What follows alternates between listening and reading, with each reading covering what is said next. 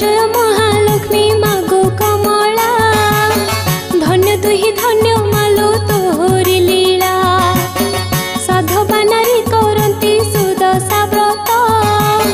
जनमानस रे ही व्रत विख्यात प्राय ओषा व्रत पड़े तिथि बार रे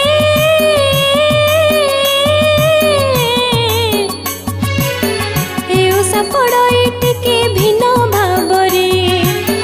तिथि बार भिन्न जे ओषा पड़ई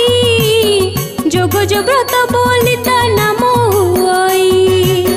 सुदशा व्रत भी एक जोग जो व्रत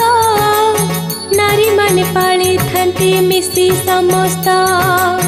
जेउ मास शुक्ल पक्ष दशमी दिन गुरुवार पड़ी गले व्रत जन मार्गशीर मास गुरुवार।